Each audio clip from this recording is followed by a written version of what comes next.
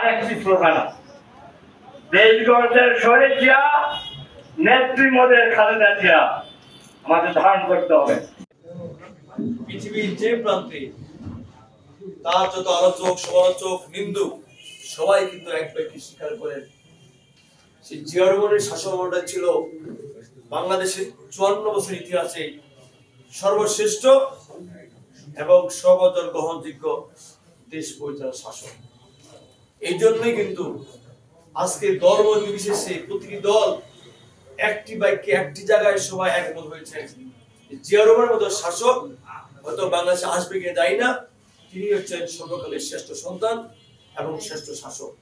কাজেই তার সেই দর্শন, তার সেই নৈতিকতা, তার সেই দূরদর্শিতা সে গ্রহণ করে তার সুযোগ্য পত্নী দেশে বেগম খালেদা জিয়া দেশ শাসন করেছেন, দল নেতৃত্ব দিয়েছেন এবং তারই ধারাবাহিকতায় তার সুযোগ্য পুত্র বিএনপি ভারপ্রাপ্ত চেয়ারম্যান আজকে আগামী দিনে আমাদের গণতন্ত্র উত্তরণের জন্য, গণতন্ত্রকে প্রতিষ্ঠিত করার জন্য, গণতন্ত্রকে বাংলাদেশের মানুষের কাঙ্ক্ষিত লক্ষ্যে পৌঁছানোর জন্য আজকে উনি কাজ করছেন। আমরা দেখলাম গত পরশুদিন উনি ছাত্র, যুব এবং স্বেচ্ছাসেবক দিয়ে নিয়ে সারা বাংলায় যে উনি তারুণ্যের সমাবেশ করছিলেন, তার এই ধারাবাহিকতায় উনি ঢাকায় সর্বশেষ যে সমাবেশ এই ঈদে জামা জুতো অ্যাকসেসরিজের ডিসকাউন্ট, সেখানে আমরা দেখেছি লক্ষ লক্ষ সেই তরুণ যুবরা সমবেত হয়েছে। সেই সমাবেশে কিন্তু তারেক রহমান, এখানে আমাদের জাহিরুল কাচ্চু মামা স্লোগান দিয়েছেন, আজকে কিন্তু তারেক রহমান সেই স্লোগান ধারণ করেন না। আজকে তারেক রহমান কি স্লোগান দিয়েছেন? দিল্লি নয়, পিন্ডি নয়, অন্য কোনো দেশ নয়, সবার আগে বাংলাদেশ।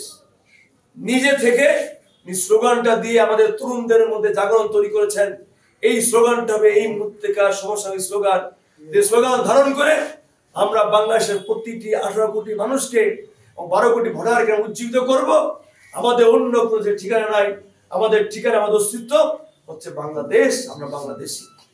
আমি মনে করি এটাই হচ্ছে আমাদের তারেক রহমানের যে স্লোগান। তো আরেকটি স্লোগান দিয়েছেন, interim remember, election in December. কারণ উনি কিন্তু একজন অদূরদর্শী নেতা। উনি যখন 5 আগস্টের পরে আমাদের সঙ্গে যখন উনি বিভিন্ন সেমিনার, সিম্পোজিয়াম এবং বিভিন্ন ভাবে যখন সমাবেশ করেছিলেন বা আমাদের বক্তব্য দিয়েছিলেন, উনি কিন্তু বারবার বলেছিলেন একটি অদৃশ্য শক্তি আমাদের আগামীতে অগ্রযাত্রাকে ব্যাহত করার চেষ্টা করবে। এই অদৃশ্য শক্তি দৃশ্যমান হবে, আমাদেরকে তারা বিভিন্ন ভাবে পথভ্রষ্ট করার চেষ্টা করবে। আজকে আমরা দেখছি সেই অদৃশ্য শক্তি কিন্তু ডে বাই ডে আজকে তারা দৃশ্যমান হচ্ছেন। আজকে সামাজিক যোগাযোগ মাধ্যম সহ বিভিন্ন ভাবে আমাদেরকে হেয় প্রতিপন্ন করার জন্য, আমাদের ইমেজ ক্ষুণ্ণ করার জন্য, আমাদের ভোটের বাক্স আমাদের অবস্থান নির্মূল করার জন্য তারা কিন্তু অনেক ধরনের প্রচেষ্টা চালাচ্ছে। কাজেই আমি মনে করি আজকে আমাদের তারেক রহমান যে চিন্তা করছেন, আগামী ডিসেম্বরের মধ্যে যদি জাতীয় সংসদ নির্বাচন অনুষ্ঠিত না পারি, আদৌ বাংলাদেশের নির্বাচন হবে কিনা সন্দেহ। কারণ জানুয়ারির শেষে, ফেব্রুয়ারি প্রথমের দিকে রমজান, রমজানের পরে ইন্টারমিডিয়েট মেট্রিক পরীক্ষা, এরপর ইন্টারমিডিয়েট পরীক্ষা, এরপর বর্ষাকাল চলে আসে। কাজেই সেক্ষেত্রে আজকে দেশি বিদেশি যে ষড়যন্ত্রকে যেভাবে আস্তে আস্তে বৃদ্ধ হয়ে দাঁড়াচ্ছেন এবং কয়েকটি গোষ্ঠী, কয়েকটি সংগঠন সেই ষড়যন্ত্রকে উস্কাই দিচ্ছেন, মদত দিচ্ছেন।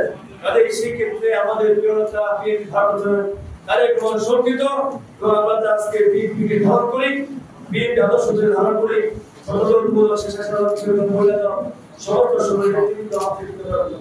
সবাই কিন্তু আজকে আমরা শঙ্কিত।